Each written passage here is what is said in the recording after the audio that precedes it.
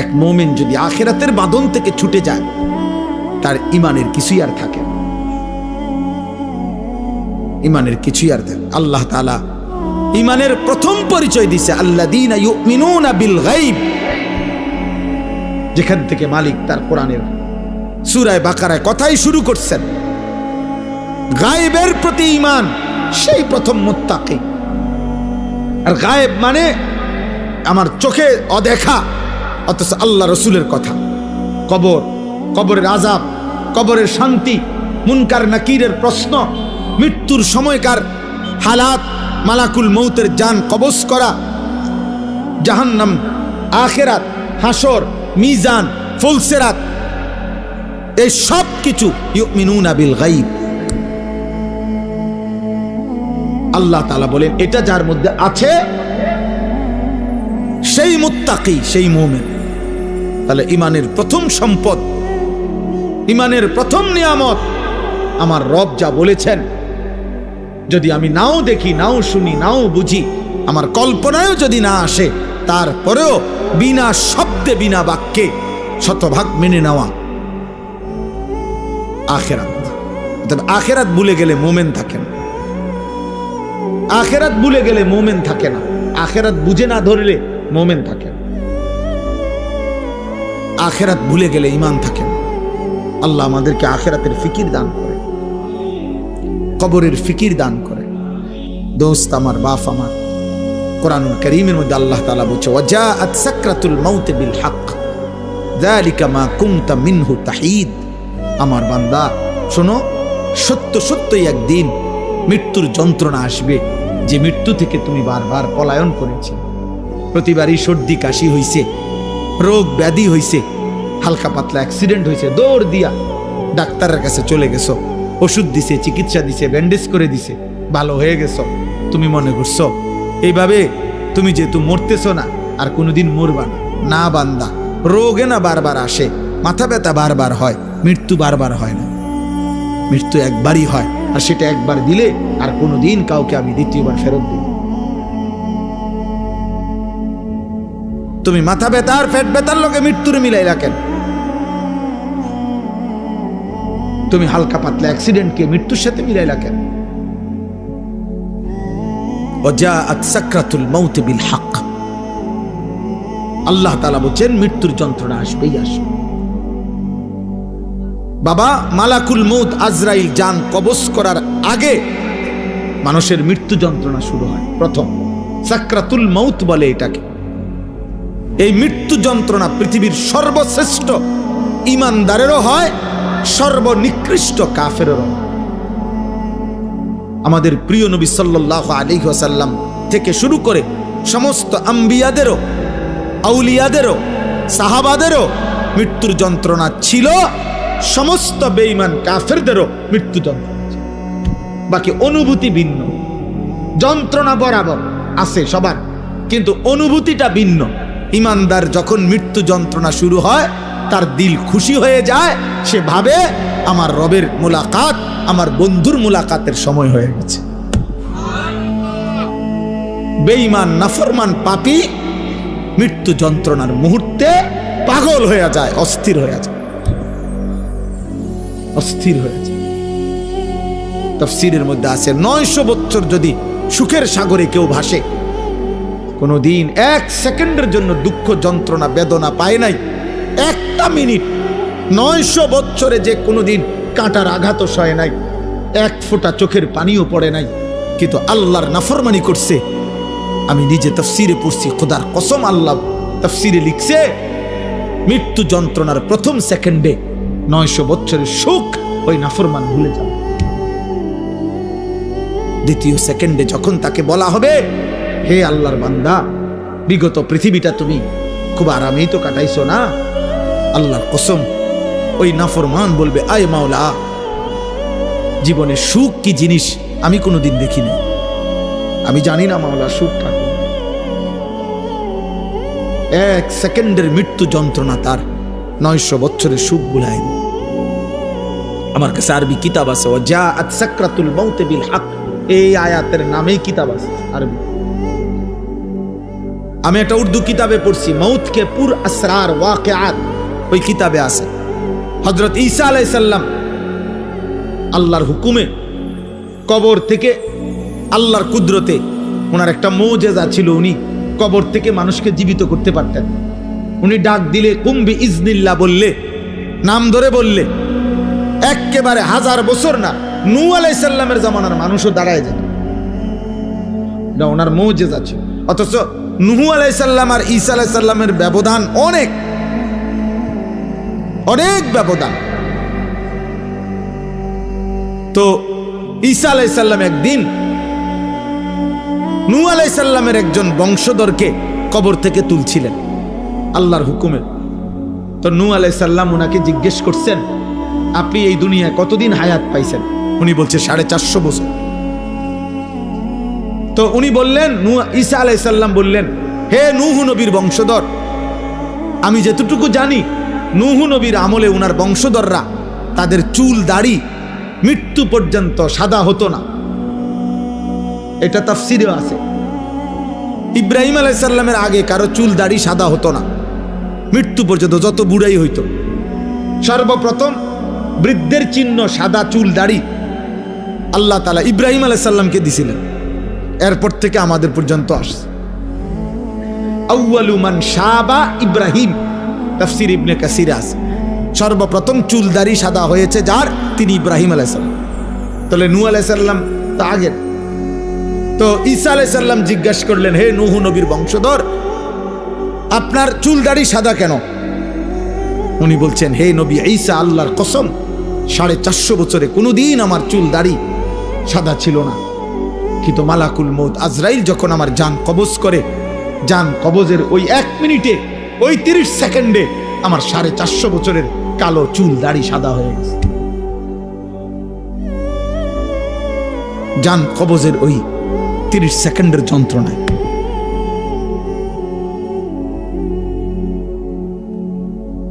এজন্য দোস্ত, নওজোয়ান, প্রিয় ভাই, বাবা, হারামের উপরে যারা বেড়ে উঠছেন, গুনাহের উপরে যারা বড় হচ্ছেন, রাত পার করেন, দিন পার করেন, আমি কিংবা আপনি খুব চালাক মনে করেন, নিজেকে খুব বুদ্ধিমান মনে করেন না, খুব বুদ্ধিমান মনে করেন না, খুব বুদ্ধিমান মনে করেন না। এই পৃথিবীর কেউ হয়তো বাধা দিতে পারে নাই, রব ছাড়বে না, আল্লাহ ছাড়বে না। কোরআনুল কারীমের মধ্যে আছে, আল্লাহ তাআলা বলছেন, সুম্মা লাতুসআলুন্না ইয়াউমাইদিন আনিন নাঈম। আমার বান্দা, আমি কিন্তু আমার দেওয়া প্রত্যেকটা নিয়ামত একটা একটা করে জিজ্ঞেস করব, আমি ছাড়ব না।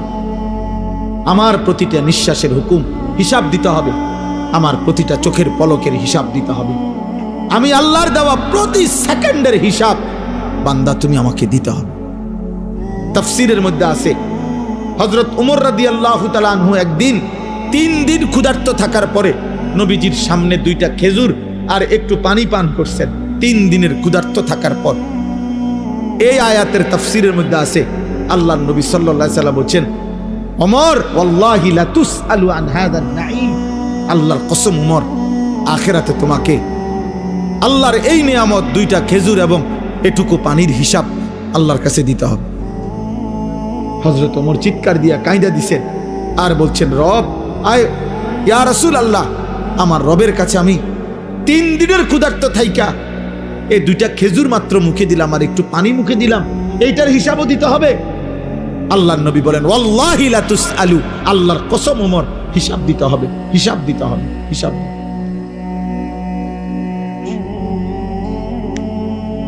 প্রিয় ভাই, বাপ, বন্ধু, নওজোয়ান সাথী, আমাদের প্রত্যেকের হায়াত আমাদের বিরুদ্ধে সাক্ষী।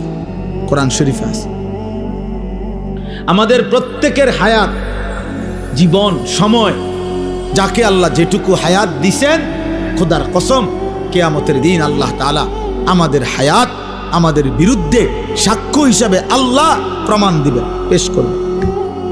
বান্দা যখন বলবে, আল্লাহ রব্বানা আখরিজনা না'মাল সালিহান গায়রাল্লাযী কুন্না না'মাল, আল্লাহ এই আখিরাতের এই জীবন থেকে আমাকে আরেকটা বারের জন্য দুনিয়ার হায়াতে ফেরত দেন, একটু সময় দেন, আমি যে আমলগুলো করি নাই তা আবার করব এবার গেলে। তখন আল্লাহ বলবেন আওয়ালাম নুআম্মিরকুম, আমি কি তোমাদেরকে হায়াত দেই নাই? আমি কি জীবন দেই নাই? এত দিন, এত ঘন্টা, এত মিনিট দেই নাই আমি? তো তৎক্ষণাৎ আল্লাহ তাআলা আল্লাহর দেওয়া এই হায়াতের পেশ করবেন আর বলবেন, বান্দা আমার দেওয়া 30 বছর কি করেছিল, আমার দেওয়া 40 বছর কি করছিল, আমার দেওয়া 50 বছর কি করছিল? আমি প্রতিদিন একবার এটা বলি, এই জীবন কেমন জীবন, আহা এই মুসলমানের জিন্দেগি কেমন জিন্দেগি, ওই যুবক কেমন মুসলমান, ওই মা কেমন মুসলমান, ওই বাবা কি মুসলমান। খোদার 365 দিনে 1 বছর টানা কোনো দিন যে ফজরের নামাজ পড়ে নাই, আহা এটা কি জীবন, এটা কিভাবে সম্ভব? একটা মুসলমানের জন্য এটা কিভাবে সম্ভব? এটা কিভাবে কল্পনা করা যায়, কিভাবে মানা যায়?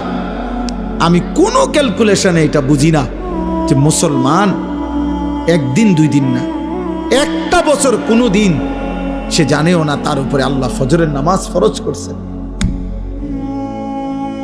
ওফো, আশ্চর্য যুবক তোমার জীবন। মালিক তুমি এমন ভুলা ভুলে গেলা, আয় হায় হায় শয়তান তোমারে, হায় যুবক বেনামাজি নাফরমান, ইবলিস তোরে এভাবে ধরে নিল। আহ কি কাম দিল তোমাকে, আহারে নাফরমান, হায় হায় নওজোয়ান, তোমার ইবলিস সব মিলাইয়া কয়টা কাম দিল?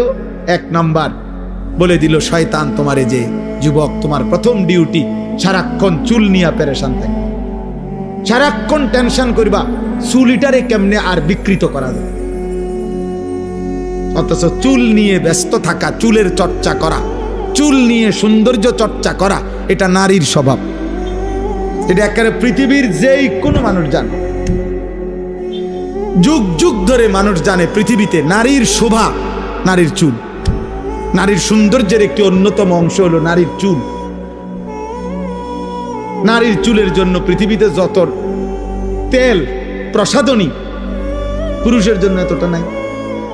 নারীর চুল আশ্রাইবার জন্য যত চিরুনি, পুরুষের জন্য এত চিরুনি আসেনি। তাহলে চুল নিয়ে ব্যস্ত থাকা এ তো নারীর স্বভাব। এই জন্য যেই সমস্ত যুবকদেরকে সারাক্ষণ চুল নিয়ে ব্যস্ত রাখছে শয়তান, ওরা হাফ লেডিস।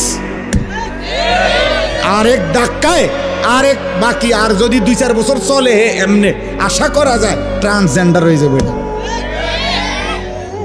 এটা একদিন ঘুমে তুইটা কইব, আমার কি মনে হয় আমি নিজেই বুঝতেছি না। আমার মনে হয় শনিবার রবিবার সোমবার আমার বেড হইতো না, মঙ্গল বুধ বিশুদ্ধ আমার নিজেরে আমার মহিলা মনে হয়, আর শুক্রবার কিছুই মনে হয়। আমি পায়জামাও না, হাফ প্যান্টও না, মারু হাফ প্যান্টও না। আমি কি আমি নিজেই বলতে পারি না। আহ, কে আমার মালিক, কে আমার নবী, কি আমার ধর্ম, কে আমার মা, কে আমার বাবা, কি আমার পরিচয়, কি আমার সৌন্দর্য, আহ কিছুই জানে না, কিছুই জানে না। এমন আত্মভোলা হওয়া, এমন আত্মপরিচয় ভুলে যাওয়া, আপন ঠিকানা ভুলে যাওয়া, আত্মপরিচয় ভুলে যাওয়া, খোদার কসম কোন মানুষের জীবনে একটাইতে বড় ব্যর্থতা, কাপুরুষতা আর কিছু হইতে পারে না। এই যুবক, তুমি ব্যর্থ যুবক বেটা, যে তার রবের পরিচয় ভুলে গেছ, যে তার মায়ের পরিচয় ভুলে গেছ, যে তার বাবার পরিচয় ভুলে। তোমার বাবা থেকে শুরু করে পিছনের 100 বৎসরে কারো চুল এমন ছিল না তুমি যেই বেঈমানের মতো চুল রাখছো। অতএব তুমি শেকড় ছিটাই, তুমি শেকড় ছিড়া, তোমার শিকড় নাই, তোমার কোনো শিকড় নেই, তোমার কোনো শিকড় নাই, তোমার কোনো বাঁধন নাই। তুমি বাঁধন হারা, তুমি মুক্ত, তুমি স্বাধীন, তুমি ওড়ো ঘোড়ো। এক জন্তু জানোয়ারের যেমন কোনো বিধি নিষেধ নাই, হালাল হারাম নাই, তোমারও কোনো হালাল হারাম নাই। আপন মাকেও দেখো, মোবাইলের নর্তকীকেও দেখো, আপন বোনকেও দেখো, রাস্তার বেহায়া নারীকেও দেখো, তার মানে তোমার জীবন স্বাধীন জীবন, যে জীবনে কোনো বিধিনিষেধ নাই। তো ইনসানের জীবন না, তো হাইওয়ানের জীবন। গরুর কোনো বিধিনিষেধ নাই, ছাগলের জন্য বিধান নাই, কুকুরের কোনো বিধান নাই, শূকরের কোনো বিধান নাই, বিড়ালের কোনো বিধান নাই, গরু ছাগলের কোনো পাক না ফাক নাই, হালাল হারাম নাই, জায়েজ না জায়েজ নাই, কিচ্ছু নাই। ও তো হাইওয়ান, ও তো জানোয়ার। বিধান তো ইনসানের জন্য। বিধান কার জন্য? ইনসানের জন্য। প্রিয় ভাই, দিশার কলম পড়ালেখা আমরাও করছি, বাংলা, অঙ্ক, ইংরেজি, পদার্থ, জীববিজ্ঞান পড়ছি আমরা। অতএব বুঝ করেই বলছি, আমরাও সায়েন্সের ছাত্র, বিজ্ঞান বিভাগের ছাত্র। জি জি, অতএব বুঝছেই করলাম। হিসাব করো নওজোয়ান ভাই, বয়স্ক বাবা, আপনার ছেলেকে মানুষ বানাইছেন কিভাবে? আপনি প্রমাণ করে বুঝায় না। এক ওয়াক্ত নামাজ পড়ে না, পাক নাফাকের ধার ধারে না, এক বেলা পেশাব করে সে পানি নেয় না, টয়লেট পেপার ব্যবহার করে না, রাস্তার প্রতিটা নারীর দিকে তাকায়া থাকে, সারা রাত মোবাইলে উলঙ্গ ছবি দেখে, দুষ্ট চরিত্রহীন বন্ধুদের সাথে আড্ডা দেয়। এই ছেলে আপনার ইনসান হইছে কিভাবে, মানুষ হইছে কিভাবে সেটা বলেন। ইকোনমিক্যাল অ্যানিমেল হইতে পারে, বাট ইনসান হয় নাই। মানে অর্থনৈতিক প্রাণী হইছে, টাকা উপার্জনকারী একটি প্রাণী হয়েছে, কিন্তু মানুষ হয় নাই, মানুষ হয় নাই, মানুষ হয় না। সেজদা না দিলে মানুষ হয় না, গোলামি না করলে মানুষ হয় না, রব না চিনলে মানুষ হয় না, মদিনার বন্ধুকে না চিনলে মানুষ হয় না, কোরআন না পড়লে মানুষ হয় না, গোলামির সেজদা না দিলে মানুষ হয় না। ইকোনমিক্যাল অ্যানিমেল, মানে অর্থনৈতিক প্রাণী হয়, টাকা উপার্জনকারী একটি প্রাণী হয় না, ইনসান হয় না, ইনসান হয় না। অসভ্য ইনসান নয়, চরিত্রহীন ইনসান নয়, লম্পট ইনসান নয়, বেবিচারী ইনসান নয়, নেশাখোর ইনসান নয়। তো নেশাখোর, ওরে তো মানুষ মানুষ বলে না, ওরে নেশাখোর কয়। ওরে মানুষ মানুষ কয় না, ওরে সুদখোর কয়। ওরে মানুষ মদখোর কয়, গাঁজাখোর, ফুট্টাখোর, বাবাখোর, ইয়াবাখোর, হারামখোর কয়। এই নামে ভিজিটিং কার্ড করো যে লোকে আমাকে এই নামে চেনে, আমাকে আপনিও ভাবে বলি, তা নাই তো কি বলে?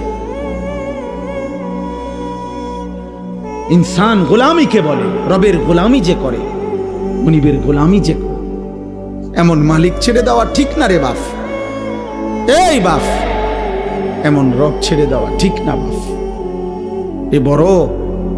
এ বড় মেহেরবান রব, 24 ঘন্টা যে রব লালন পালন করে, এমন রবকে কেমনে ভুললা বাপ? কেমনে ভুললা? এমন মালিক কেমনে ভুললা বাপ? এমন রব কেমনে ভুল? আজকের সারাদিনে যারা এক ওয়াক্ত নামাজের সেজদা দাও নাই, প্রিয় ভাই আমার, বাপ আমার, কেমনে পারলেন? এত বড় মুহসিন, এত বড় অনুগ্রহকারী, এত বড় রহমকারী আল্লাহকে কেমনে ভুলে মানুষ?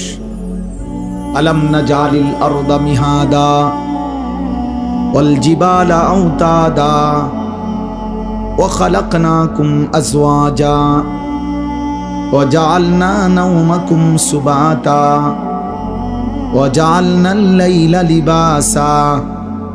আল্লাহ বলেন, বলো না বান্দা, এই জমিন আমি কি তোমার জন্য বিছিয়ে দেই নাই? আমি রব্বুল আলামিন কি পাহাড়গুলো তোমার জন্য পেরেগের মতো স্থাপন করি নাই? আমি কি তোমাদের সকলকে জোড়ায় জোড়ায় নারী পুরুষে সৃষ্টি করি নাই? আল্লাহ বলেন, 2 চোখের ঘুম আমি রব কি দেই নাই?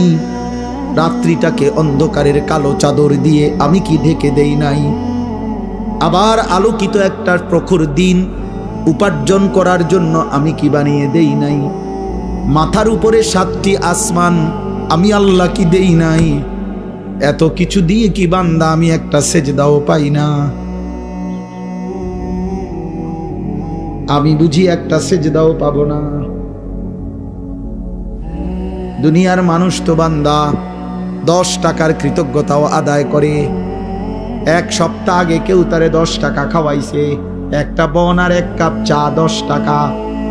15 দিন পরে যদি ডাক দেয়, দোস্ত একটু চলো ওইদিকে যাই, তখনও তো সে মনে মনে ভাগে মাত্র গত সপ্তাহে আমারে 10টা টাকা খাওয়াইছে, আজকে মুখের সামনে কেমনে ফিরায় দেই? 10টা টাকার ভদ্রতা তো আছে, কৃতজ্ঞতা তো আছে, এজন্য কিছুক্ষণের জন্য হইলেও তার সাথে যায়। 10 টাকার কৃতজ্ঞতা যদি এতটুকু হয়, এত বড় কায়নাত দিয়ে যেই রব আমারে লালন পালন করে, সেই রবের সেজদা কেমনে না দিয়ে থাকে রে বাপ? কে বললো তোমারে তুমি মুসলমান? সেজদা না দিলে তো সে মুসলমান হয় না। নবী সাল্লাল্লাহু আলাইহি সাল্লাম তো স্পষ্ট বলেছেন, বাইনার রাজুলি ওয়া বাইনাশ শিরকি ওয়াল কুফর তারকুস সালাহ। নবীজি বলছেন, কোন ব্যক্তি মুশরিক না কাফের, এটা চিহ্নিত করার, পার্থক্য করার মাধ্যম হলো নামাজ পড়া বা না পড়া। পড়লে মুমিন, না পড়লে বেঈমান। মান তারাকা সালাতাম মুতাআম্মিদান ফাকাদ কাফারা, ফাকাদ কাফারা, কাফারা, কাফারা। নবী বলেন, ইচ্ছে করে যে নামাজ ছেড়ে দিল সে কাফের হলো, কুফরি করলো। হ্যাঁ,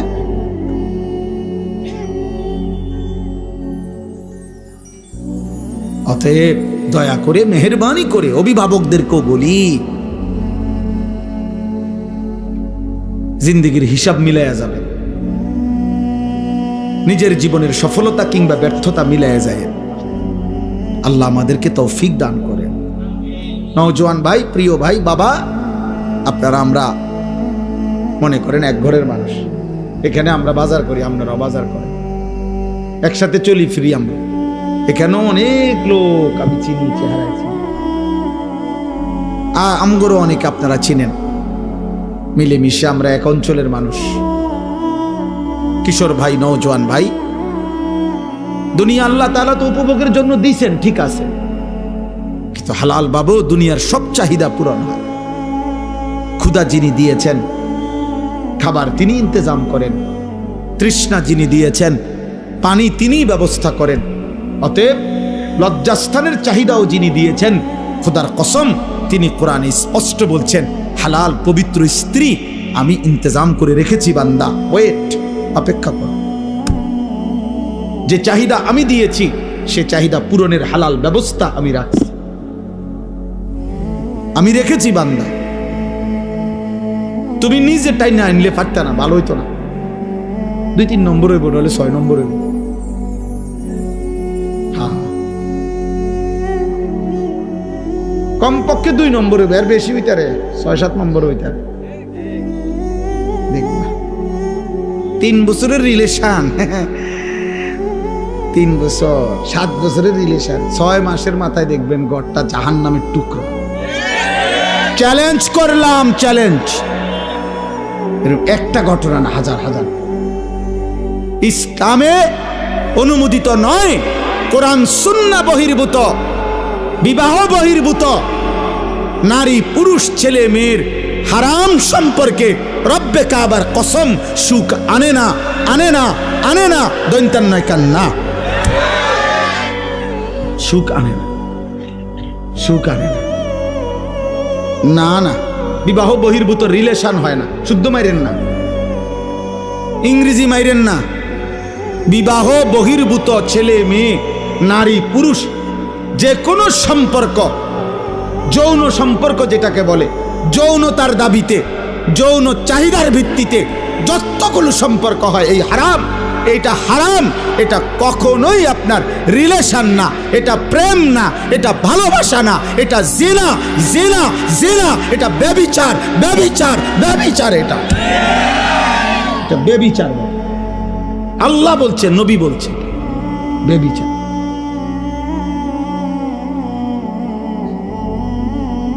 কোনোভাবেই প্রেম হয় না। প্রেম এই শব্দটি বিবাহ বহির্ভূত ছেলে মেয়ের ক্ষেত্রে ব্যবহার করার শরীয়তে কোনো অনুমতি নাই। ভালোবাসা হয় না এটা।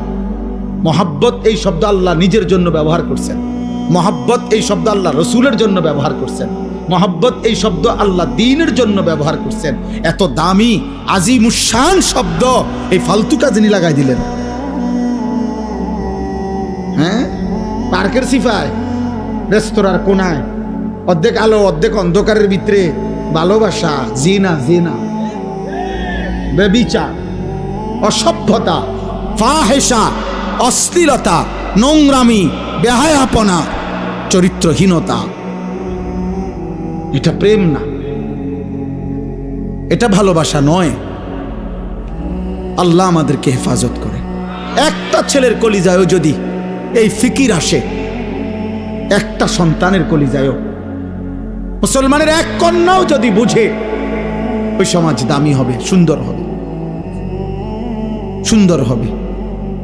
কোনোভাবেই আল্লাহকে ছেড়ে দিয়ে, কোরআনকে ছেড়ে দিয়ে ভিন্ন কিছু গ্রহণ করা, গান, বাদ্য, গায়িকা, নৃত্য, গানের আসর, বাদ্যযন্ত্রের ঝংকার, সুরের মূর্ছনা, নাটক, সিনেমা, কৌতুক, গল্প, কিস্সা, কাহিনী, হুইসিয়ার, হারাম যত আয়োজন, এগুলাকে কোরআনের ভাষায় বলে লাহওয়াল হাদিস, অনর্থক কথা, বেহুদা কথা।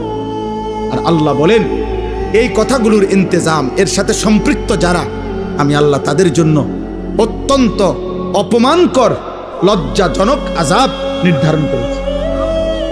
এই আয়াতটাই আমি পড়ছি, এবার শোনেন, বললেই শেষ। আমি অনুরোধ, প্রিয় ভাই, প্রিয় বাবা, আমার কথায় রাগ হইয়েন না। আপনি বিবেকের মতো খাটাইয়া ইনসাফের সাথে নিজের স্ত্রী ছেলের জন্য ফিকির করেন। আপনাদের চোখের সামনে আপনাদের ছেলেরা আপনাদের বাঁধন থেকে ছুটে গেছে, এর চাইতে অপমান আর কিছু হইতে পারে না। কিরে, আমি বাপ, সে আমার সন্তান, আমার চুল আজীবন এমন, আর আমার সন্তানের চুল মুশরিকের মতো, তা আমি বাবা হিসাবে সার্থকতা কি? আমার জীবনের অর্জন কি? আমি স্বামী, বিয়ে করলাম, আমি রং চাই রাস্তার ড্রাইভার। ওমা কি যে কয়, টাকা যায় আমার, রং চাই ড্রাইভার। এর চাইতে বেজ্জতি কথা। হাসো হাসো, এটা হাসো, তুমি ভালো লাগলে হাসো। যদি মনে করো এটা খুব একটা প্রেস্টিজের বিষয়, সুন্দর, চমৎকার, এটা তো ঠিক আছে। আর যদি মনে করো লজ্জায়, গায়রতের ব্যাপার, স্পষ্ট কিতাবে আছে, আমার কাছে কিতাব আছে, ওয়ালা তাকরাবুজ জিনা, এই কিতাবের মধ্যে আছে, আরবের কিতাব, আরবি কিতাবে, যে এই পুরুষের স্ত্রী কন্যা আপনার বেহায়া, বেপর্দা ও বেগায়রত মানুষ, ওই পুরুষের আত্মসম্মান নাই, আত্মমর্যাদা নাই। বিশ্বাস কর, এটা ইসলামের কথা। আত্মসম্ভ্রমহীন, বেগায়রত, আত্মমর্যাদাহীন, প্রেস্টিজ কনসার্ন নাই, আত্মসম্মান নাই, আত্মমর্যাদা কম, গায়রত কম, আত্মসম্মান। অথচ যুগ যুগ ধরে পুরুষের স্বভাবের মধ্যে এটা ছিল। ইদানিং কালে আইসা আমরা বেশি বেহায়া হয়ে গেছি। নয়তো এই পৃথিবীর ইতিহাসে এটা যে মানুষ তার মাহারাম, মানুষ তার স্ত্রী, কন্যা, মা, বোন, তাদের ইজ্জত, তাদের সতীত্ব, তাদের সম্ভ্রম, তাদের পর্দা, তাদের আব্রুর হেফাজতের জন্য পৃথিবীতে হাজারো পুরুষ জীবন দিছে, জান দিছে, কিন্তু ঘরের মাহারামের, ঘরের অন্দর মহলের নারীর ইজ্জত সম্মান বাইরে বিক্রি হতে দেয় নাই। এটা পৃথিবীর ইতিহাস। আজকে আপনারা ঠান্ডা মাথায় আপনাদের চোখের সামনে আপনারা আপনাদের স্ত্রী কন্যাদেরকে বেপর্দা ছেড়ে দিয়ে নিশ্চিন্তে দোকানদারি করতেছেন, নিশ্চিন্তে ব্যবসা করতেছেন, নিশ্চিন্তে চাকরি করতেছেন, নিশ্চিন্তে ঘরে ঘুমাইতেছেন। আহা মুসলমান, 16 বছরের মেয়েটা 1 ঘন্টা ধরে সাইজা ওই যে বাইরে গেল, কার হাতে ছেড়ে দিল? ওরে কোথায় পাঠাই? ওর লগে ওর মাহারাম কই? হায় হায়, ওরে কার হাতে ছেড়ে দিলেন? আপনি ঘুমাইলেন কেমনে বাপ? 16 বছরের যুবতী মেয়ে বাইরে যার ঘরে আপনি কেমনে ঘুমাইলেন? আপনি দোকানদারি করেন কেমনে? আপনি চাকরি করেন কেমনে? বলেন কি? কত বড় নির্লজ্জ বেগায়রত পুরুষ মুসলমান, তার মেয়েটা উপযুক্ত হয়ে গেছে, বালেগা, প্রাপ্তবয়স্কা মেয়ে, 16 বছর 18 বছর, 13 থেকে 14 বছর বয়স হলেই মেয়ে প্রাপ্তবয়স্কা হয়, মাসিক ঋতুস্রাব শুরু হয়, এরপর থেকেই সে বালেগা। এমন মেয়ে 15, 16, 14 বছর, 16 বছর, এই মেয়ে স্কুলের গাড়িতে কইরা ছেলে মেয়ে একসাথে কইরা কক্সবাজার যায়, রাতের 9টায় গাড়ি ছাড়ে, সকাল 9টায় কক্সবাজার পৌঁছে। কার হাতে ছেড়ে দিলেন মেয়েকে?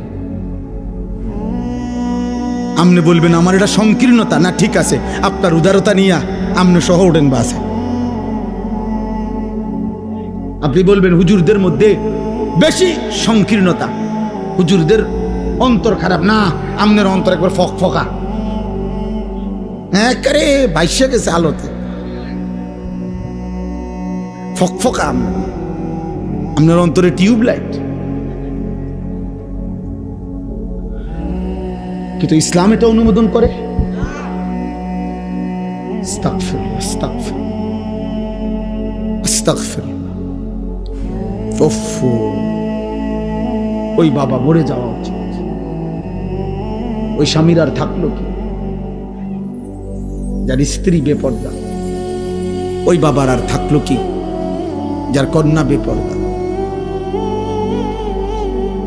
আপনারা জানেন একটা আশ্চর্য কথা শোনেন, আমরা তাফসিরে, আমি প্রয়োজনে আমার মাদ্রাসায় চলেন, আমি আরবি তাফসির দেখাইতে পারবো। তাফসিরে রুহুল মাআনি, পৃথিবী বিখ্যাত, সমস্ত আলেমদের কাছে গ্রহণযোগ্য একটা তাফসির হলো তাফসিরে রুহুল মাআনি। ওই তাফসিরের মধ্যে আমি নিজ চোখে পড়ছি, সর্বপ্রথম আরব দেশে কন্যা সন্তান জীবন্ত দাফন করা, কন্যা সন্তানকে জীবন্ত দাফন করতো না, শুনছেন নিয়ে কথা? এটা কেন শুরু করছে, কেন মানে প্রথম কন্যা সন্তানকে জীবন্ত দাফন করতো কেন, শুরু হইল কিভাবে এই ঘটনাটা? ওই তাফসিরের মধ্যে লিখছে বিআইয়ি যামবিন কুতিলাত, এই আয়াতের তাফসির আছে হাশিম ভাই। তো লিখছে যে রবিয়া আরবের একটি বিখ্যাত গোত্র ছিল, রবিয়া। এই রবিয়া গোত্রের একজন সর্দারের একটা কন্যা, অপরূপ সুন্দরী মেয়ে ছিল, রূপসী সুন্দরী মেয়ে। ওই সর্দারের একমাত্র কন্যা ছিল ওই মেয়েটা। সর্দার তাকে ভীষণ ভালোবাসতো, বেশি আদর করত ওই মেয়েটাকে। তো পার্শ্ববর্তী এক গোত্রের, আরেক গোত্রের একটা ছেলে, যুবক, এই মেয়েটার সাথে সম্পর্ক করে, হারাম সম্পর্ক করে তারে বাগায়ে নিয়ে গেছে, নিয়া ওই গোত্রে নিছে গা, নিয়া এখন তাকে সে বিবাহ করছে, অথবা তখনকার রেওয়াজে বিবাহ যেটাই হয়েছে জাহিলি যুগের নিয়মে বিবাহ শাদী করছে।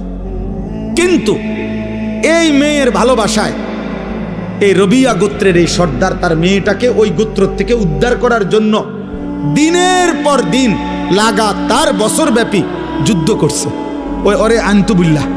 কিন্তু ওই গোত্র খুব শক্তিশালী, আর আরব দেশে জাহিলি যুগে যুদ্ধ বিগ্রহ ছিল তাদের নিত্যদিনের বিষয়। তো এই গোত্রের, রবিয়া গোত্রের সর্দার, তার গোত্রের বহু যুবক, বহু পুরুষ নিহত হয়েছে, কিন্তু একবারও বিজয় আনতে পারে না, ওই মেয়েটাকে আনতে পারতেছিল না। কিন্তু উনি কোনোভাবে ছাড়তেছে না যে আমি আমার এই মেয়ে আনবো, ও আমার বড় আদরের সন্তান। শেষ পর্যন্ত বহুদিন পরে দুই গোত্রের বয়স্করা, প্রবীণ লোকেরা একটা পরামর্শ বৈঠকে বৈশা বলছে, না এর একটা সমাধান হওয়া দরকার। তখন রক্তারক্তি বন্ধ করে এই বয়স্ক প্রবীণ লোকেরা এরকম মেল মিটিং দরবারে মধ্যে বলছে যে ঠিক আছে, মেয়েটাকে ডাইকা আনো, মেয়েটাকে জিজ্ঞেস করো, মেয়েটা যদি যার কাছে থাকতে চায়, বাপের কাছে যদি ফিরতে চায় বাপের কাছে দেওয়া হবে, ছেলেটার কাছে যদি থাকতে চায় ছেলেটার কাছে দেওয়া হবে। এই কথাইটা সিদ্ধান্ত তো সর্দারও মানছে, আচ্ছা ঠিক আছে তাহলে আমি মানি। ওই মনে করছে আমার কলজার টুকরা মেয়ে, আমার সারা আদরের মেয়ে, ও তো আমার কাছেই আসবে। কিন্তু ঘটনা চক্রে দুর্ভাগ্য হইল, ওই ছেলেটা মেয়েটাকে যখন আইসা দরবারে ওই মিটিং মেলের জিজ্ঞাসা করছে যে তুমি এখন কার কাছে যেতে চাও, এই মেয়েটা স্পষ্ট বলছে আমি ছেলেটার কাছে থাকতে চাই, আমি আমার বাবার কাছে যাব না। এই বাবা রবিয়া গোত্রের সর্দার লজ্জিত আর অপমানিত হয়ে মাথাটা নুয়াইয়া উনি বাড়িতে চলে আসছে। কারণ আর তো কিছু করার নাই, কারণ উনি তো মানছিল এই কথাটা, উনি তো মানছে এটা। আর মেয়েও তো পরিষ্কার মুখের সামনে বলল আমি আমার বাবার কাছে যাব না, আমি ছেলেটার কাছে থাকব। এই তখন এই লোক এই সর্বপ্রথম আরবে এই রবিয়া গোত্রের সর্দার ধরে ধরে বসে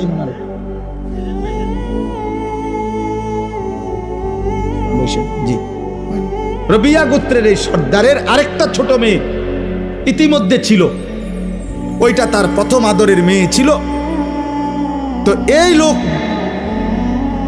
বিফল হইয়া লজ্জিত অপমানিত হইয়া বাড়িতে আইসাই সে তার সর্বকনিষ্ঠ নবজাতক সন্তান, তাফসিরে আছে যে মাত্র নতুন বাচ্চা হইছে, এই সর্বপ্রথম এই গোত্র সর্দার বলছে আমার বংশে যেন আর কোনোদিন কোনো কন্যা জীবিত না থাকে, এ প্রথম নিজের নবজাতক সন্তানদের মেয়েরে জীবন্ত দাফন করে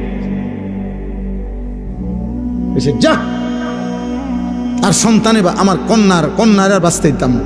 এরপরে গোত্রের বাকি লোকদেরকে বলছে আমার ওসিয়ত, তোমরা যদি আমার সর্দার মানো, আরব দেশে তখন জাহিলি যুগে সর্দারের জন্য মানুষ জান দিত, তো বলছে তোমরা প্রত্যেকের নবজাতক সন্তান কন্যা যেগুলা এখন দাফন করো।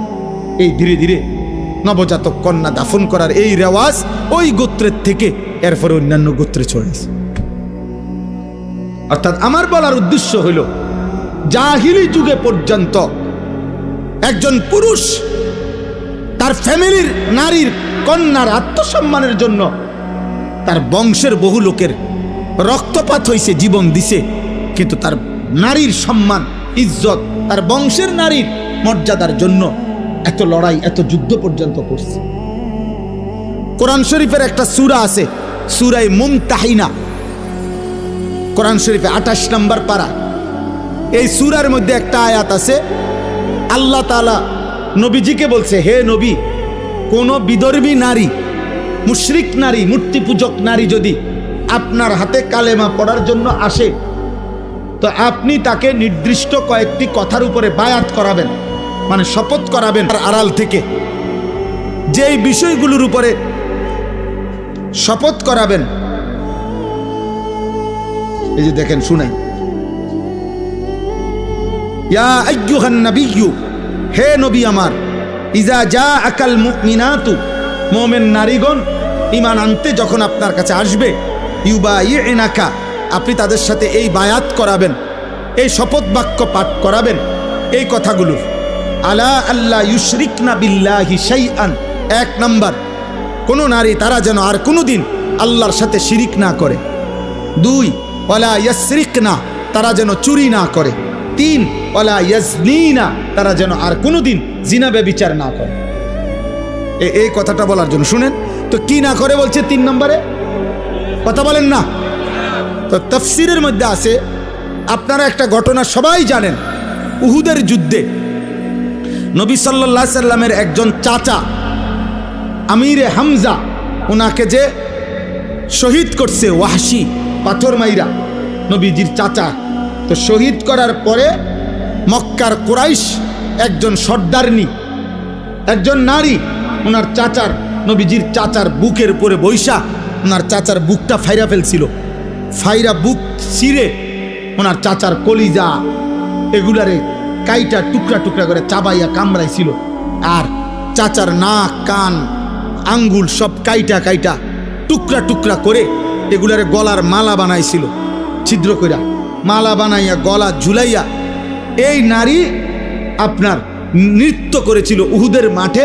এই রাসূলুল্লাহ সাল্লাল্লাহু আলাইহি ওয়াসাল্লামের চাচার লাশের সামনে গান গাইছিল আর নাচছিল, আর কি মহিলাদেরকে নিয়ে নৃত্য করেছিল। এই নারীটার নাম হইল হিন্দ, এ যারে বলে হিন্দা। আমাদের স্বাভাবিক ভাষা বাংলা ভাষায় মানুষে কয় হিন্দা, মূলত আকারটা নাই আর কি, আরবি শব্দটা হলো হিন্দ। হিন্দ বিদ্যে উতবা, মক্কার কুরাইশ উতবার মেয়ে, আবু সুফিয়ানের স্ত্রী ছিল। তো এই হিন্দাই বলেন বুঝার জন্য আর কি। এই মহিলাটা যে এত জঘন্য ছিল, যে নবীর চাচার কলজাটা ফাইরা ফেলছে, সমস্ত শরীর টুকরা টুকরা বুটি বুটি বানায় ফেলছে। কিন্তু এই মহিলাটাও মক্কা বিজয়ের পরে রাসূলুল্লাহ সাল্লাল্লাহু আলাইহি সাল্লামের কাছে কালেমা পড়ে মুসলমান হয়েছে। এই মহিলা তো যেদিন মুসলমান হয়, এই অন্যান্য মহিলার সাথে পর্দার আড়ালে এই মহিলাও আপনার যখন মুসলমান হইতে আসছে, তখন এই কথা এগুলার বায়াত নবীজি এ বেডিরও কইছে। বুঝেন নাই কথা? ওই যে আল্লাহ না বলছে মহিলাদের থেকে আপনি এই কথাগুলোর কি নিবেন? বায়াত নিবেন। এর মধ্যে এই 3 নম্বরে, এই 3 নাম্বার যখন এই কথাটা নবীজি বলছে, ওয়ালা ইয়াজনিনা, বলো ওই পাশ থেকে যে জেনা করব না, এই মহিলা এই মাত্র আজকে মুসলমান হইতেছে। হিন্দ এতদিন জাহিলি যুগের নারী ছিল, মুশরিক নারী ছিল। এই বাপ শুনেন, খোদার কসম তাফসিরে আছে, কাফের নারী ছিল। ও সাথে সাথে বলছে মুহাম্মদ থামো। কি বললে? এটা কি করবে না? বলছে জিনা করবে না। তখন এই মহিলা আওয়াজ দিয়ে বলে উঠছে, মুহাম্মদ কোন স্বাধীনা, কোন ভদ্র নারী জিনা করতে পারে? অর্থাৎ এটা কি বললাম?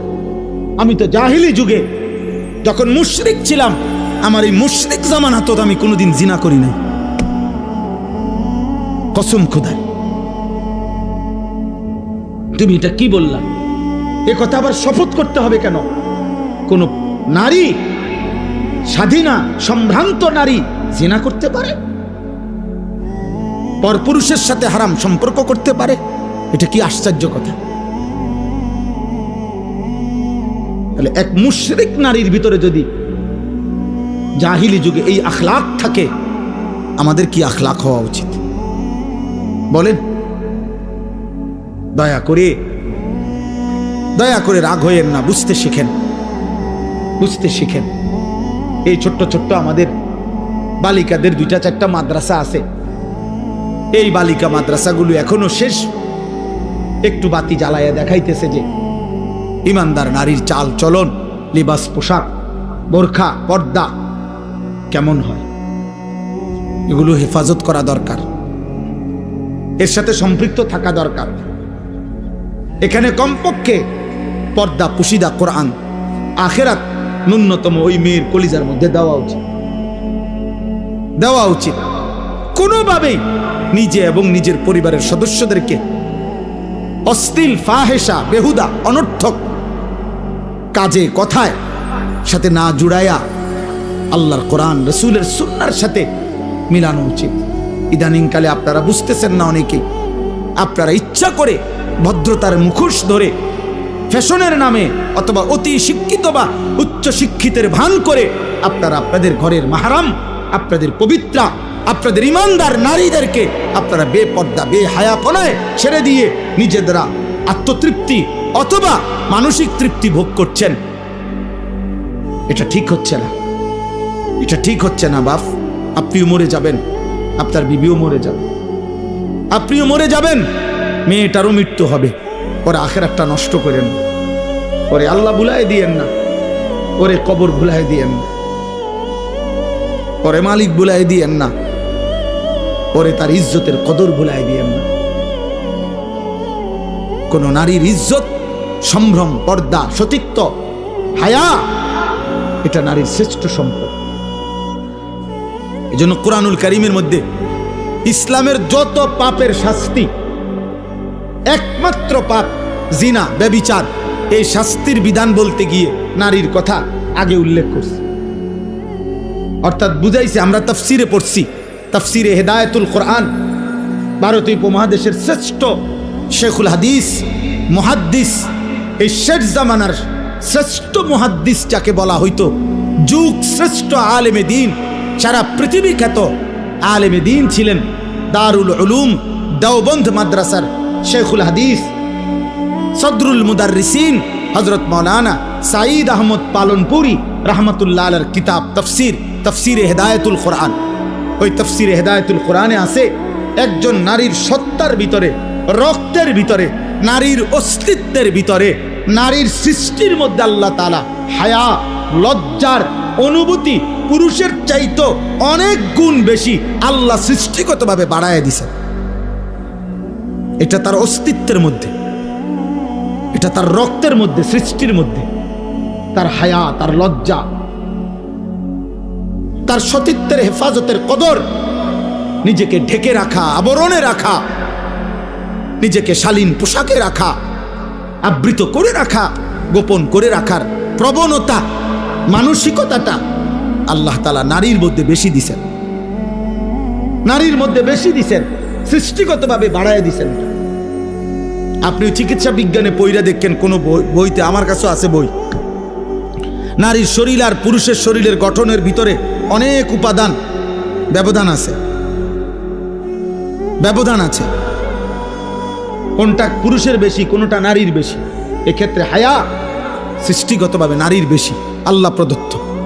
অতএব যে নারী পুরুষের চাইতে বেশি হায়া যার অস্তিত্বের ভিতরে দেওয়া হয়েছিল, সৃষ্টির ভিতরে, সেই হায়ার, মনে করেন হায়ার চাদর, হায়ার পর্দার সাগর ডিঙ্গায়া যে কোনো পর পুরুষের সাথে ব্যভিচার করেছে, হারাম সম্পর্ক করেছে, এ বাস্তবিক অর্থে নিকৃষ্ট নারী। এই জন্য আল্লাহ বলছে আয-যানিয়াতু ওয়াজ-যানি, ব্যভিচারের শাস্তি যখন দিবা, তো আল্লাহ বলছে ব্যভিচারিণী নারী এবং ব্যভিচারী পুরুষ উভয়কে আগে বলছে নারী, এরপরে বলছে পুরুষ, উভয়কে প্রকাশ্য দিবালোকে জনসম্মুখে ইসলামী রাষ্ট্রের খেলাফতের অনুমতিতে আল্লাহর বিধানে চামড়ার চাবুক দিয়ে অবিবাহিত পুরুষ এবং মেয়ে, মানে অবিবাহিত ছেলে এবং মেয়েকে একশত করে লোকসম্মুখে বেত্রাঘাত করবে।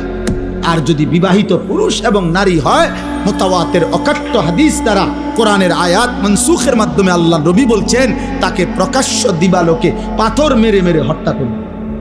রজম।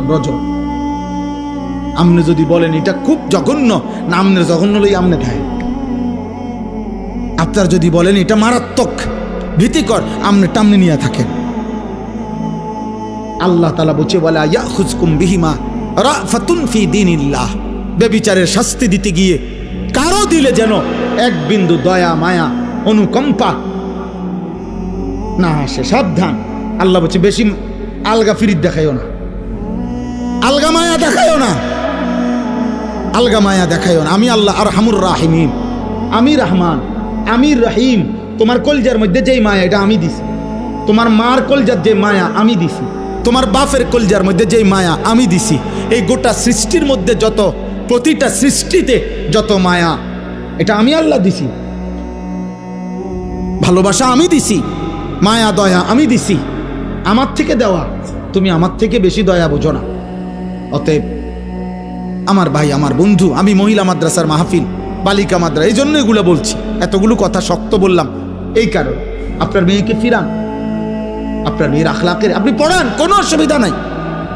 এই বাপ, পড়ানো নিষেধ না। পদার্থ জীববিজ্ঞান হারাম না, রসায়ন বিজ্ঞান হারাম নয়, ভূগোল ইতিহাস হারাম না, বাংলা অঙ্ক ইংরেজি জেনারেল হারাম না, চিকিৎসা বিজ্ঞান হারাম নয়, হারাম না, কসম খোদার হারাম না। আপনার জ্ঞান, আপনার সন্তানের জ্ঞান আটলান্টিক মহাসাগর পরিমাণ হোক, হিমালয় পর্বতের উচ্চতায় পৌঁছে যাক আপনার সন্তানের জ্ঞান, আমরা দোয়া করি। কিন্তু আল্লাহ বুলাই দিলেন কেন? আখিরাত বুলাই দিলেন কেন? নামাজ বুলাই দিলেন কেন? কোরআন বুলাই দিলেন কেন? আমি আজকেও মাগরিবের পরে বলছি, যেই জবান, যেই জিব্বা রবের কোরআন পড়তে জানে না, আহা জিব্বা, তুমি জীবনে কথা বলার কোনো মজাই পাও না। কথার কত স্বাদ, জিব্বার কথা বলার যে মজা, তুমি সেই মজাই পাও না। তুমি জীবনে জিব্বার কোনো স্বাদই পাও নাই। আমি সবসময় বলি, যেই চোখ মালিকের ঘর দেখে নাই, কাবার কালো গিলাফ দেখে নাই, মদিনার সবুজ গম্বুজ দেখে নাই, ও তো দেখার কোনো মজাই পায় না। ও আর দেখলোটা কি? কালো গিলাফ যে দেখে নাই, সবুজ গম্বুজ যে দেখে নাই, ওই চোখ আর দেখলো কি বেটা? কক্সবাজার 1 কোটি বার দেখলেও তো কালো গিলাফের সৌন্দর্যের সামনে কিচ্ছু না। পৃথিবীর সমস্ত নয়নাভিরাম প্রাকৃতিক সৌন্দর্য যিনি দান, সমুদ্রের প্রতিটা ঢেউ তো রবের দান। হ্যাঁ, এই পৃথিবীর দার্জিলিং বলেন আর যাই বলেন, সব সুন্দর, ফুলের যত সুন্দর, গাছের যত সুন্দর, সাগরের যত সুন্দর, নদীর যত সুন্দর, এ তো মহান আল্লাহর দান। সেই মালিক চারিদিকে যত সৌন্দর্য যিনি দিছেন, তিনিই বলছেন আমি আমার কায়নাতের সবচেয়ে বেশি সৌন্দর্য আমার মদিনার বন্ধু, আমার মাহবুব, আমার রসুলকে দিয়েছি। আছে খুবা হামা দারান্ত তু তানহা দারি। আল্লামা ইকবাল বলছে, হে নবী, ১৬ লক্ষ নবীর যত সিফাত, গুণ, বৈশিষ্ট্য একা আপনার মাঝে যদি তালাশ করি, সব আপনার মাঝেই খুঁজে পাই। আপনি একাই সব। আপনি হাসলে পৃথিবী হাসে, আপনি কাঁদলে পৃথিবী কাঁদে।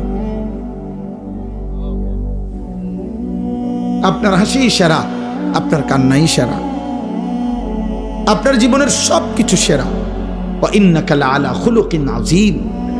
আমরা তাফসীরে পড়ছি, এই পৃথিবীর যত উত্তম গুণ আছে, চরিত্রের যত উত্তম গুণ, ধৈর্য, সাহসিকতা, বীরত্ব, আল্লাহ ভীরু, পরোপকার, মানবতা, যা বলেন, মানুষের চারিত্রিক সৌন্দর্য গুণ বলতে মানুষ যা কল্পনা করে, এরকম প্রত্যেকটি চারিত্রিক গুণকে যদি বলা হয়, হে হে গুণ, তোমার গুণটা সবচেয়ে সুন্দর, শ্রেষ্ঠ, পূর্ণাঙ্গ, সর্বোচ্চ কেমন হওয়া উচিত, এটার একটা আকৃতি, একটা মানুষের আকৃতি ধরে দেখাও যে ধৈর্যের সর্বোচ্চ কেমন হওয়া উচিত, সাহসিকতার সর্বোচ্চ কেমন হওয়া উচিত, একটা আকৃতি ধরে দেখাও তো। যদি এরকম প্রতিটি গুণকে বলা হয় তোমার শ্রেষ্ঠ সৌন্দর্যটা, শ্রেষ্ঠ রূপটা তুমি একটু আকৃতি ধরে দেখাও, তাফসীরে লিখছে, খোদার কসম, প্রতিবার প্রতিটি উত্তম চরিত্রের মধ্যে যার চেহারা ভেসে উঠবে তিনি মুহাম্মদ সাল্লাল্লাহু আলাইহি ওয়াসাল্লাম। ধৈর্যে যিনি সেরা তিনি মুহাম্মদ, বীরত্বে যিনি সেরা তিনি মুহাম্মদ, সাহসিকতায় যিনি সেরা তিনি মুহাম্মদ, মানবতায় যিনি সেরা তিনি মুহাম্মদ, পরোপকারে যিনি সেরা তিনি মুহাম্মদ, রাতের অন্ধকারে যার চরিত্র পবিত্র তিনি মুহাম্মদ, দিনের আলোয় যার চরিত্র পবিত্র তিনি মুহাম্মদ, লেনদেনে যিনি পবিত্র তিনি মুহাম্মদ, সব গুণে সর্বশ্রেষ্ঠ তিনি মুহাম্মদ সাল্লাল্লাহু আলাইহি ওয়াসাল্লাম। কারে ছেড়ে দিলা বাপ? কোন বেঈমানের চুল রাখলা? এই মুসলমানের বাচ্চা, কোন বেঈমানের চুল রাখলা? একটা ছেলে বেটা হলে এখন দাঁড়া বেটা, এখন বল। যে সমস্ত মুশরিকের মতো এই যে ডান দিকে বড়, বাম দিকে বড়, সামনে বড়, একটা চুলের সনদ বলো যে পৃথিবীতে প্রথমে এই চুলটা কে রাখছে, এরপরে এটা কেমনে কেমনে এই সাবের বাজার পর্যন্ত আইছে, কেমনে নিশ্চিন্তপুর আইলো, কেমনে ক্যান্টনমেন্ট আইলো, কেমনে এটা এটা সনদ বলো, বলো। আমরা বলতে পারবো, পাঞ্জাবির সনদ বলতে পারবো আমরা, টুপির সনদ বলতে পারবো আমরা, দাড়ির সনদ বলতে পারবো আমরা, চুলের সনদ বলতে পারবো আমরা, লুঙ্গির সনদ বলতে পারবো আমরা। পিছন থেকে বললে শেষ পর্যন্ত পৌঁছবে। লুঙ্গি নবী মুহাম্মদ সাল্লাল্লাহু আলাইহি ওয়াসাল্লাম পরিধান করতেন। মাথা মোবারক সর্বদা নবী সাল্লাল্লাহু আলাইহি সাল্লাম টুপির মতো কোনো গোলাকার জিনিস দিয়ে তিনি ঢেকে রাখতেন। নবী সাল্লাল্লাহু আলাইহি সাল্লাম মৃত্যু পর্যন্ত দাড়ি রাখছেন। নবী সাল্লাল্লাহু আলাইহি সাল্লাম মৃত্যু পর্যন্ত কামিজ, পাঞ্জাবি পরিধান করেছেন। নবী সাল্লাল্লাহু আলাইহি ওয়াসাল্লাম গেঞ্জি পরিধান করতেন। নবী সাল্লাল্লাহু আলাইহি সাল্লাম মিসওয়াক করতেন। নবী সাল্লাল্লাহু আলাইহি সাল্লাম মোস ছোট করতেন। আমারটার রেফারেন্স আমি বললাম, তোমারটার সনদ তুমি বলেন। সনদ বুঝেন? সনদ মানে পিছনের সূত্র বলেন আর কি। দাড়ি কাটুন না একজন কন, আমনে সনদ কন। পৃথিবীতে প্রথম দাড়ি কাটছে কে? এরপরে এটা ডিজাইন হিসাবে ঘোষণা দিল কে? এরপরে এটা হ্যান্ডসাম হিসাবে ঘোষণা দিল কে? 1900 কত সালে এটা সিদ্ধান্ত হইল যে ইহা হ্যান্ডসাম? হ্যাঁ হ্যাঁ, না এটা বলেন বলেন, আমরা একটু উপকার হইলে বিষয়টা বুঝলাম আর কি। বলেন বলেন যে কোথায়, জাতিসংঘের কোন অধিবেশনে সিদ্ধান্ত হয়েছে এটা?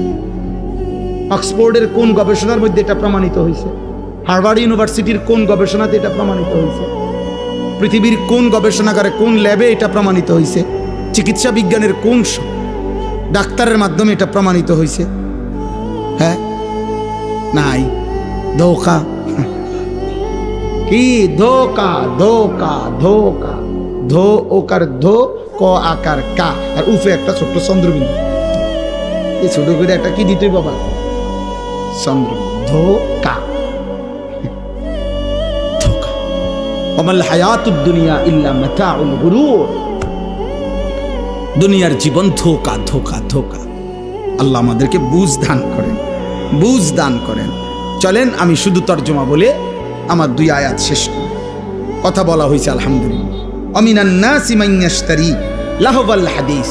আল্লাহ বলে মানুষদের মধ্য থেকে যে সকল নাফরমান যাবতীয় অনর্থক, অসার, অবান্তর, অপ্রয়োজনীয়, গুনাহ মিশ্রিত কথাবার্তা সংগ্রহ করে, লিউদিল্লা আন সাবিলিল্লাহ, আল্লাহর পথ থেকে মানুষকে পথভ্রষ্ট করার জন্যে, বিগাইরি ইলমিন, মূর্খতাবশত, মনে মনে ভাবে জ্ঞানী, আসলে মূর্খ।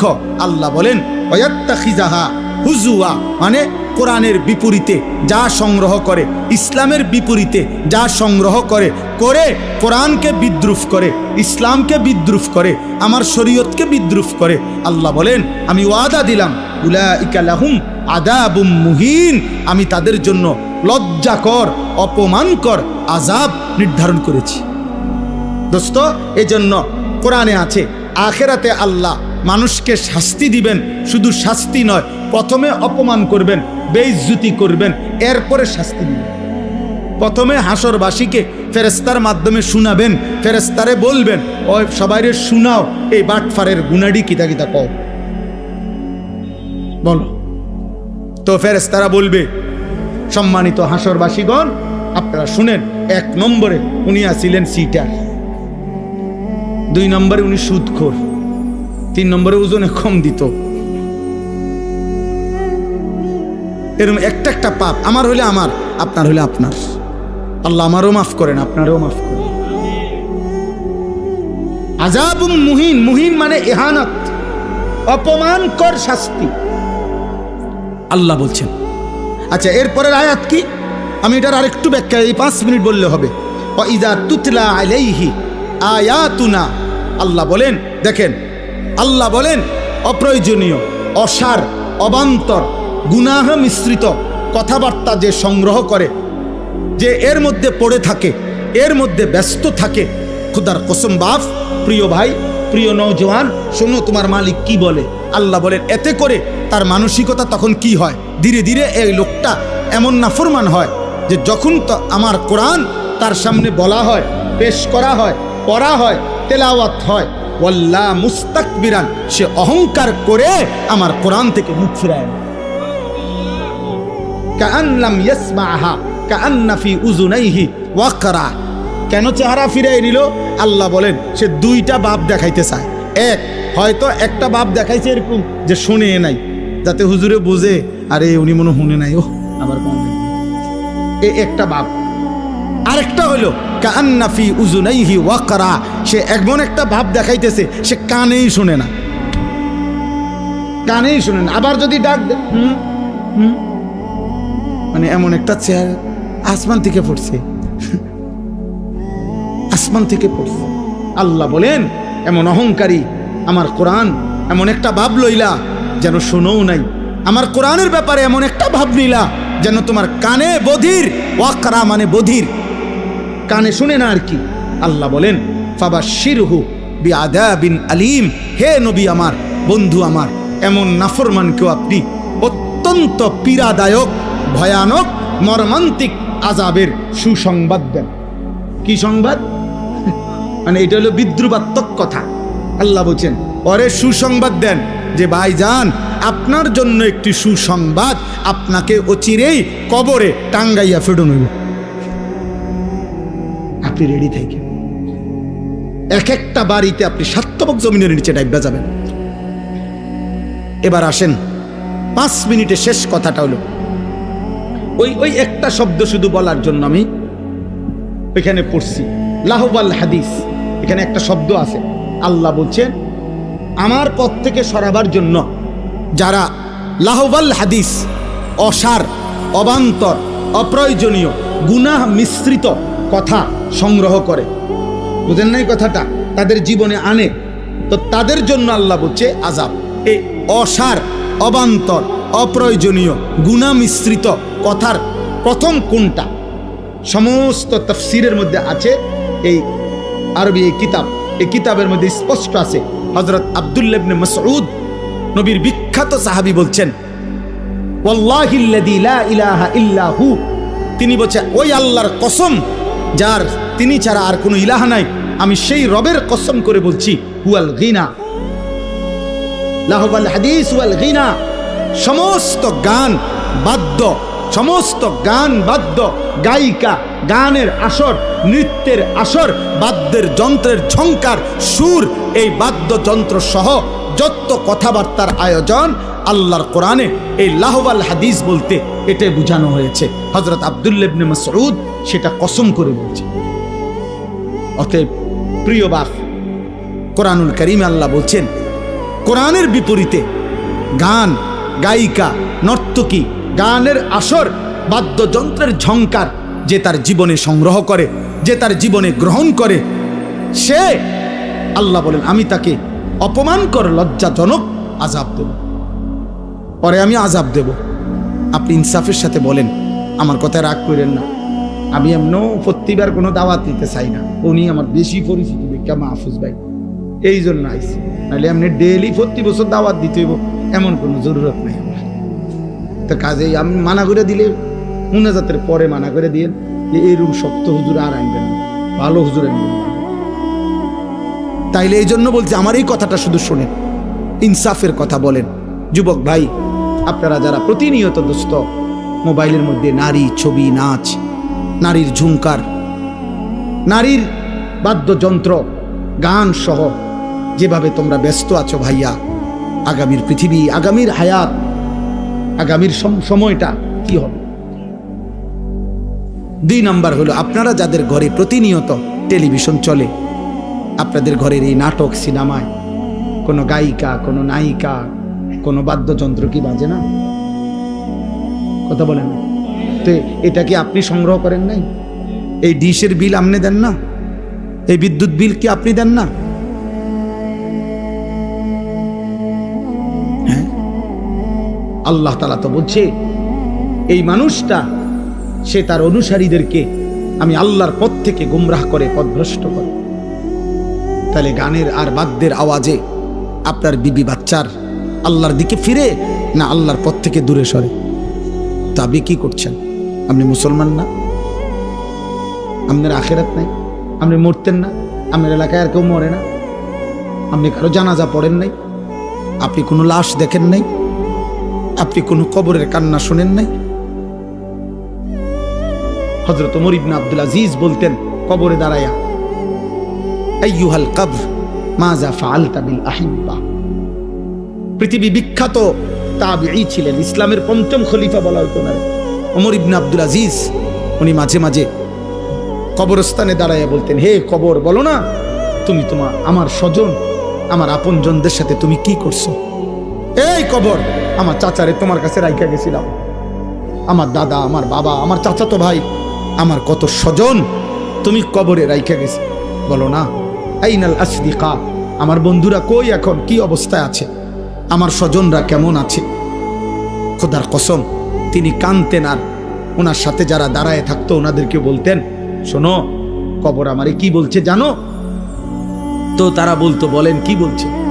ওমর ইবনে আব্দুল আজিজ বলতো, আল্লাহর কসম কবর আমাকে বলতেছে, ওমর ইবনে আব্দুল আজিজ, তোমার প্রতিটা স্বজনের শরীরের প্রতিটা চোখ, নাক, কান, অঙ্গ প্রত্যঙ্গ আমি টুকরা টুকরা করে ছিন্ন ভিন্ন করে মাটির সাথে মিশাই দিছি। আমার মাটি আমি আমার সাথে মিলাই দিছি।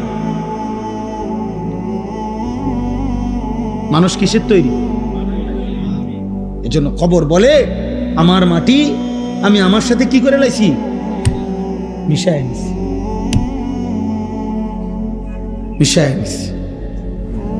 অতএব দোস্ত আমার, আল্লাহ তাআলা বলছেন এখানে যে আমি তাকে কিন্তু কঠিন আযাব দেব। 2 বার বলছে, আমার কোরআন থেকে উল্টা করে দিলা। একবার বলছে আযাবুম মুহিন, লজ্জাজনক আযাব। আরেকবার বলছে বি আযাবিন আলিম, যন্ত্রণাদায়ক আযাব। এরপরে শুনেন, কোরআনুল কারীমের মধ্যে আছে আফা মিন হাযাল হাদিসে তা'জাবুন ওয়া তাদহাকুনা ওয়া লা তাবকুন ওয়া আনতুম সামিদুন। আল্লাহ বলে, এই নাফরমান, আমার বন্ধু মদিনার মুহাম্মদ সাল্লাল্লাহু আলাইহি সাল্লাম তিনি কোরআন পড়ে আর তোমরা গান আর বাদ্য নিয়ে হাসাহাসি করো। ঠিক আছে, আমি দেখব। এটা দ্বিতীয় আয়াত। 3, ইবলিস শয়তান। কোরআনুল কারীমের বনি ইসরাইল সূরাতে আছে, ইবলিস শয়তান যেদিন আল্লাহর দরবার থেকে বিতাড়িত হয়ে গেছে, আল্লাহ তাকে দুনিয়ায় পাঠিয়ে দিছে, তাড়ায় দিছে আদম আলাইহিস সালামকে সেজদা না করার অপরাধে।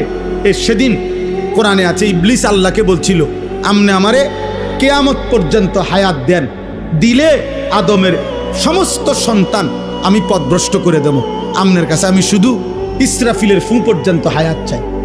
আল্লাহ বলছে যা দিলাম।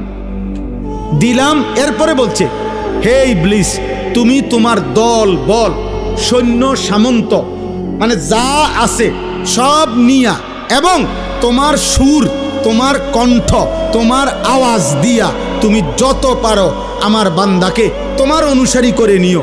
ওয়াস্তাফজিজ মান ইসতাতা'তা মিনহুম বিসাউতিকা, তোমার আওয়াজ দিয়ে, তোমার শব্দ দিয়ে তুমি যতজন পারো আমার বান্দাকে নিয়ে নিও তোমার দলে। শুধু আমার যে বান্দা তোমার দলে যাবে ওরে শুধু একটা কথা শুধু বলবা, আমি তোমারে আর তোমার অনুসারীদেরকে দিয়ে জাহান্নাম পূর্ণ করব। শুধু এই কথাটা করব, শুধু এই কথাটা বইলা। এখানে স্পষ্ট আছে, ক্বালা মুজাহিদ সাউতুশ শাইতান হুয়াল গুনা।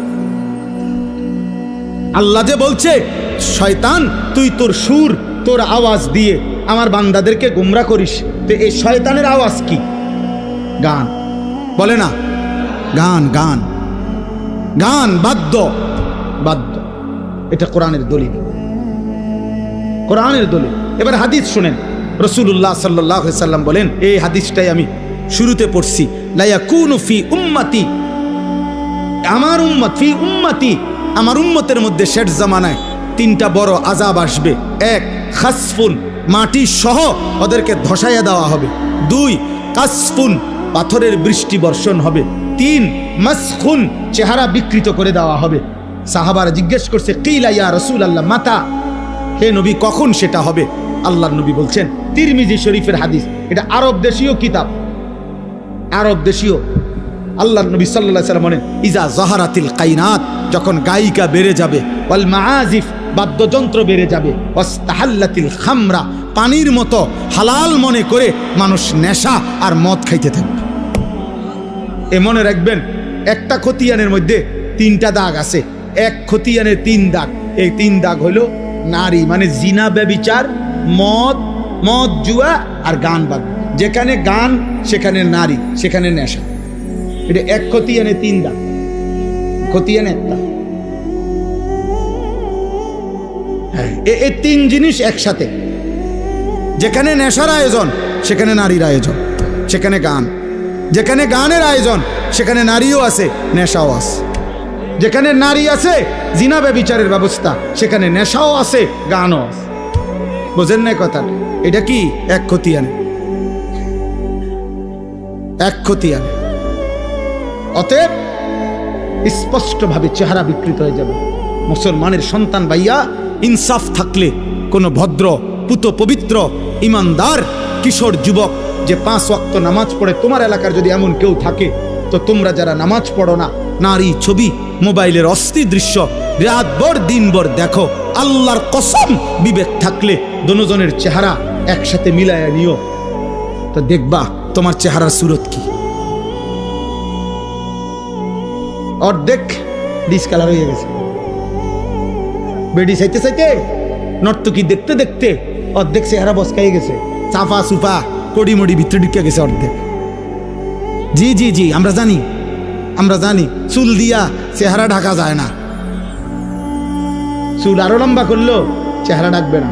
এই জন্য তো তোমার ইবলিসে আগেই বলে দিছে, দুষ্ট শয়তানের অনুসারীরা, যে তোমারে কাম দিলাম এমন করবা, চুল ফিরাইবা। আচ্ছা, আমার একবারে বেশি চিন্তা লাগে এটা, এই যে বেশি রাইতে হয়ে গেছে। এরপর আপনাদের একটা জিগাই আর আমরা অপসরা সিজন আমরা একটা জিগাই। আচ্ছা বলেন যে এইখানে বৈশা যদি একটা লোক এইখানে দাঁড়াইয়া নিজের এই হাতটাকে এমন করে, মনে করে 5 মিনিট করলো, আচ্ছা যেই কোনো মানুষ কবো মা এই পাগল এনে খারাপ করে বলবে কিনা বলেন? মা এই থেকে এরম করে, কি রে ভাই আপনার কি সমস্যা, আপনি এরম করেন কা? তা তুমি কে এরম করো ভাইয়া? তুমি চুলেটার এমন করো কেন? তোমারে কোন মা তালে এই বুদ্ধি দিল যে এটা ফ্যাশন? দে তো তোমার একটা আকাম ধরাই দিল, তোমার তো একটা ফালতু কামেনা ধরাই দিল। এতে বেলা তুমি মুড়ি বাজদা, তুমি হ্যাঁ বাদাম বাজতা, মাশাআল্লাহ কমপক্ষে 300 টাকার বাদাম বেচতে, এতটি লোক বাদাম কিনলে ফায়দা হইতো। এজন্য আমার শায়েখ আল্লামা মুফতি মুশতাকুন নবী কাসেমি হুজুর বলছেন আমার মাদ্রাসায় ওই দিন বৃহস্পতিবারে যুবকদেরকে বলতে গিয়ে যে হে যুবক, প্রয়োজনে তুমি 12 ঘন্টা হালাল উপার্জনের জন্য কর্ম করো, আল্লাহ নারাজ হবে না একবারও। তুমি শুধু সেজদা দিও, নামাজের ওয়াক্তে নামাজ পড়ো, আল্লাহর মুখে মুখে ডাইকো, আর 12 ঘন্টা 18 ঘন্টা প্রয়োজনে উপার্জন করো, রোজগার করো। রোজগার করে যদি তুমি 1000 কোটি টাকার মালিক হও, হালাল উপার্জন করে, খোদার কসম আল্লাহ নারাজ হবে না, নারাজ হবে না, নারাজ হবে না। তুমি উপার্জন করো, তুমি মাড়ি কাটো বেটা, কিছু একটা করো। 18 বছর বয়সের যুবক এত অপদার্থ হয় কেমনে যে টোটো টোটো করে ঘুরে?